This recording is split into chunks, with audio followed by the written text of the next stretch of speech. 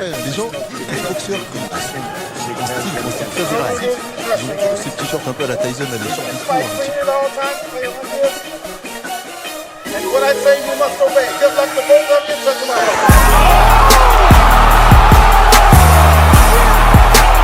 Et là, Maïva, c'est son milieu. Ouais, le crochet.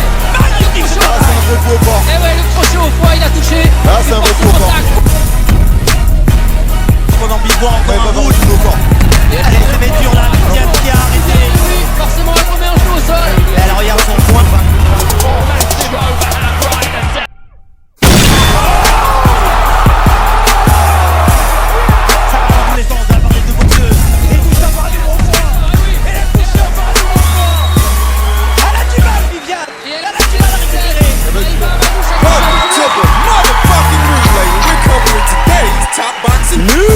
Okay, we'll start with this.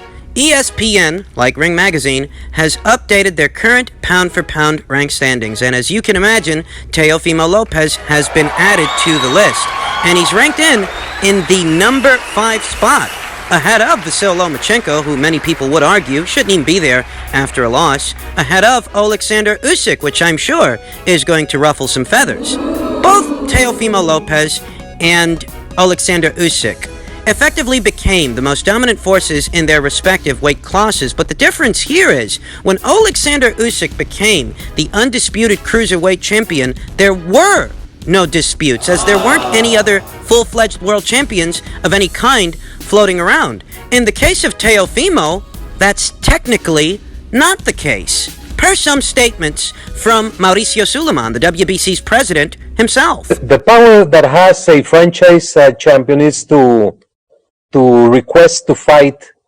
against the champion of the division. One more time. The power that has a franchise champion is to request to fight against the champion of the division. That is because Vasyl Lomachenko, like Teofimo Lopez, was not the WBC champion of that division. That title rests with Devin Haney. Whether you like it or not. So when I say this, understand, it's no more a slight at Teofimo Lopez than was a slight when I said the exact same thing about Vasyl Lomachenko, that a franchise designation is not equivocal or tantamount to a world title.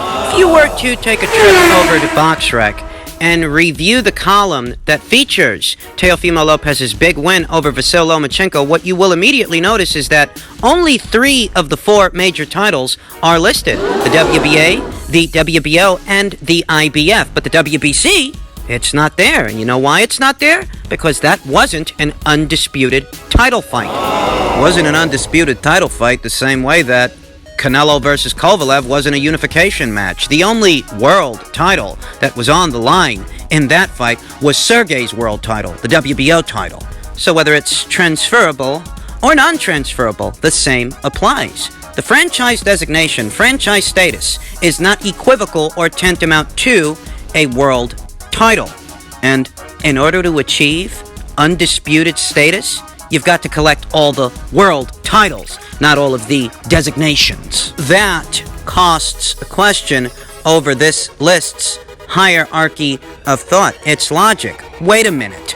If Alexander Usyk became the undisputed champion of his prescribed weight, beyond dispute, he collected all the world titles from all the world titleists at his weight, why is Teofimo ranked in front of him? Just doesn't make sense. Now currently, Alexander isn't ranked on the Ring IQ pound-for-pound list per the rules that govern it.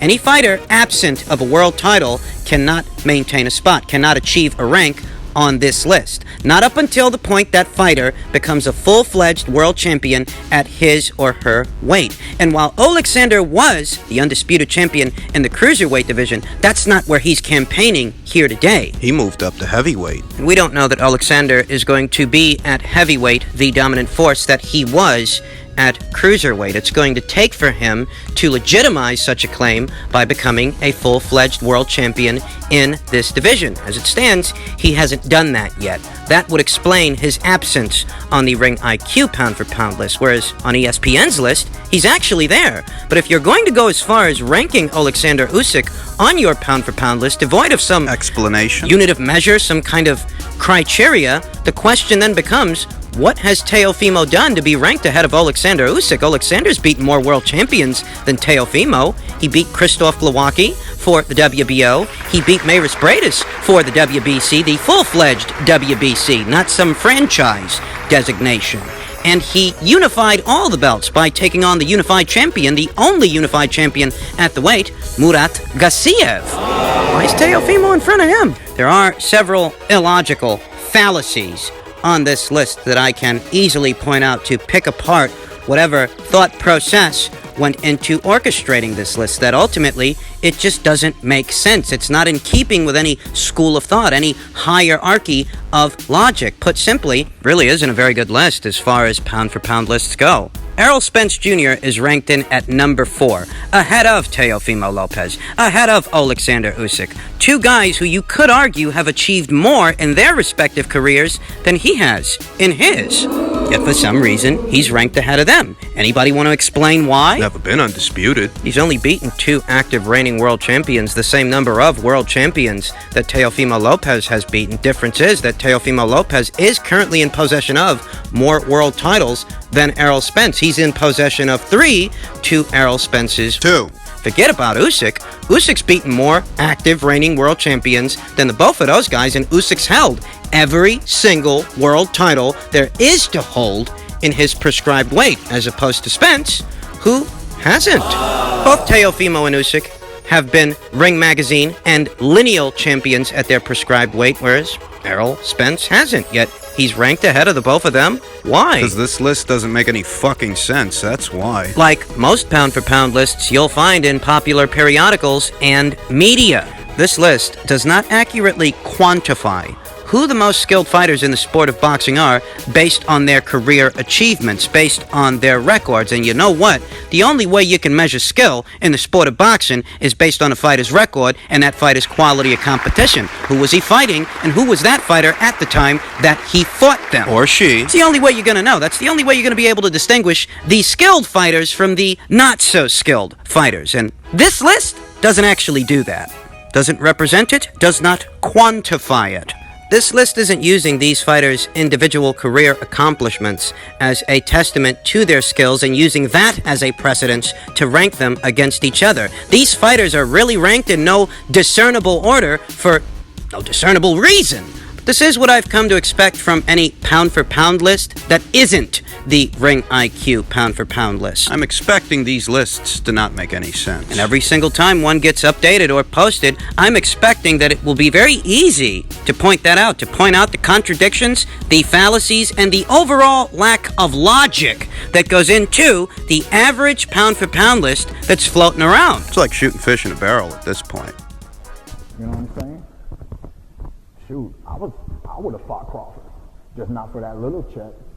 Not for that little check. They better show me some respect. You know? Shoot, man. Fight Ugas, Charlo, or Hurd. Okay, Ugas a welterweight. You know what I'm saying? That's real talk. That could be one time the next fight. It could be me and Ugas in the ring all night. That's a fight. You know, that's a legitimate comeback for me, you know. And I think he's a regular champ right now. He got decent status, you know. I like that. That is Keith Thurman making his regularly scheduled video appearance where he's known to talk a bunch of nonsensical bullshit that doesn't fool anyone. That is, anyone with half a functioning brain cell. He's once again claiming that he would have been willing to fight Terrence Crawford, but the money wasn't to his liking. We all know the story. We all know what kind of number was floating around at the time Keith Thurman claimed he wanted the people over there at Top Rank to send him a contract, i.e., Keith wanted $10 million for that goddamn fight. $10 million. As we speak, Keith Thurman seems to have taken a particular interest in fighting his PBC stablemate, unified welterweight champion, Errol Spence Jr., and it's the funniest thing because even if Keith Thurman actually lucked out next year and landed that fight, odds are he wouldn't be guaranteed $10 million to fight that guy. Emphasis on guaranteed. He wouldn't. Well, how do you know? How do I know? How do I know? You want to know how the fuck I know? Here's how I know.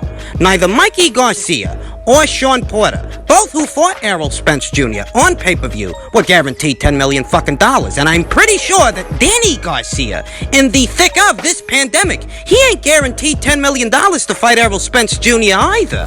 Errol Spence Jr., who is supposed to be this generation's money man in the welterweight division. Money man behind Manny Pacquiao, of course, because Errol Spence's numbers, they don't come close to Manny's. They don't. Better still, even if Keith Thurman were lucky enough to land that Errol Spence Jr. fight next year, fighting Errol wouldn't get you $10 million guaranteed, so why are you asking that for Crawford? Because he doesn't really want to fight him. I mean, isn't that obvious? You want more money guaranteed up front for a Crawford fight than you'd get for an Errol Spence Jr. fight. It's quite possible that Keith Thurman, after the Pacquiao fight, perhaps walked away from that fight with a cool $10 million. But that cool $10 million was made possible by Manny Pacquiao's celebrity, you understand. The only reason you walked away from that fight with that kind of money is because of who you were fighting.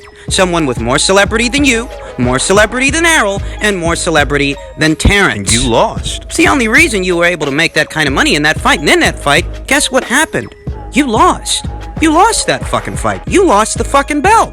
A year later, you think somebody's gonna guarantee you $10 million? Al Heyman ain't even gonna guarantee you $10 million. And that's if Spence decides to give you the time of day. Because he might not. Though even if he did, look at the guaranteed purses the fighters that did fight with Errol Spence get. God. Guaranteed, up front. Mikey Garcia only got $3 million guaranteed for that fight. Whatever else he made from the upside. Sean Porter, he got even less than Mikey Garcia, and Sean Porter was a reigning welterweight champion. What do you think they're guaranteeing Danny? You think he's getting $10 million up front to fight Errol? I doubt it. Not when Mikey only got $3 million and Sean got even less than Mikey. He only got $2 million. So what do you think Danny is getting in this economy during this pandemic up front to fight Errol Spence Jr.? Nothing to the tune of $10 million, I gather. In layman's terms, if fighting Errol Spence Jr., who has sold more pay-per-views than Terrence Crawford, if fighting Errol Spence Jr. doesn't get you $10 million guaranteed, why on earth would you be asking for that to fight Terrence? Doesn't make a lot of sense, right? Right.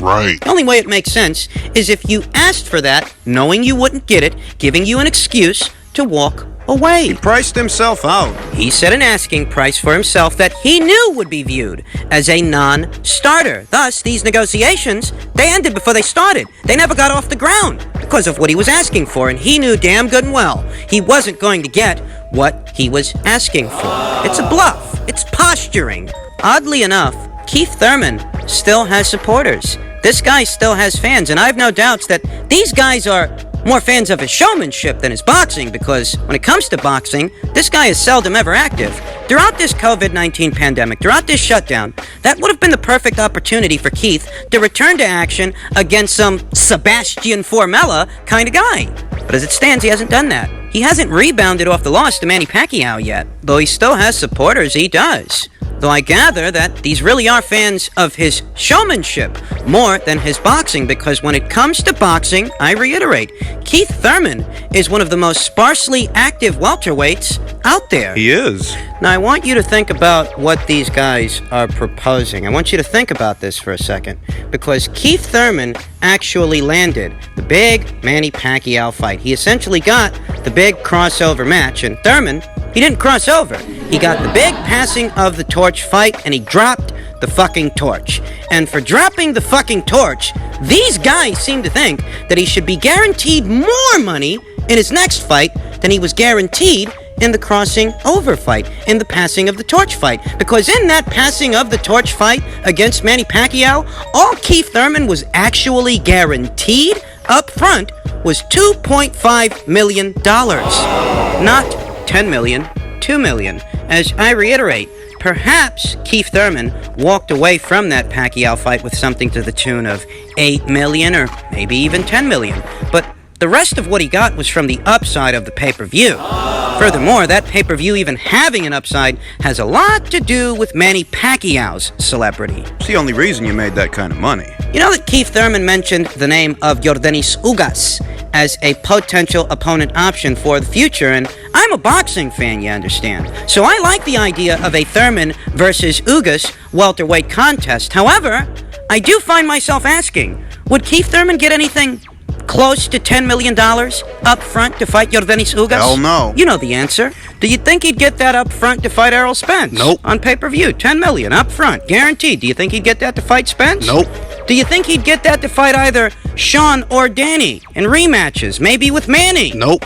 Do you think he'd get $10 million up front if he were lucky enough to land a second Manny Pacquiao fight? Because we know he didn't get that up front in the first. You think he'd get it in the second? Not a snowball's chance in hell. But there were people out there, and there still are some out there, who think this kind of a financial demand on the part of Keith Thurman is justified. Somehow they think it makes sense for him to ask for more money to fight Crawford up front than he'd get fighting any of the aforementioned welterweights. Yeah, I've never been convinced. I never believed that Keith Thurman wanted that Crawford fight, and I still don't. This is why, because if Keith Thurman were serious about fighting Terrence Crawford, his behaviors would mirror the behaviors of Kell Brook. Kell Brook, who's actually going to fight Terrence Crawford this fall. Kell Brook, who, unlike Keith Thurman, has already rebounded off of his losses. He's coming off of 3 consecutive victories. He actually managed to get a fight in this year before the pandemic shut everything down. That is the same Kell Brook who's made 2 appearances on domestic pay-per-views over there in the United Kingdom, once with Gennady Golovkin, then again with Errol Spence Jr. Yet we don't see this prima donna behavior from Kell Brook in reference to a Terrence Crawford fight. He's not using his appearances on pay-per-view as an excuse to act like a debutante, and that's because Kell wants the fight that Keith Thurman doesn't. Keith is only pretending that he wanted that fight. Anybody buying into this guy's brand of bullshit is more a fan of his showmanship than they are of his boxing, because I reiterate for the 3rd time, Keith Thurman is one of the most sparsely active welterweights in the entire division. You make just one appearance on pay-per-view with Manny Pacquiao. You lose the goddamn fight and you're supposed to be Mr. Big in the britches? I mean, the idea behind the passing of the torch fight is you're supposed to win the fight in order to subsequently raise your pay grade, your pay scale. Not lose and then sit on your hands for the next 12 months asking for more money up front than what you just got. I mean, is that what you think? Do you think that Keith Thurman is going to make $10 million up front in his very next fight? I'll tell you what.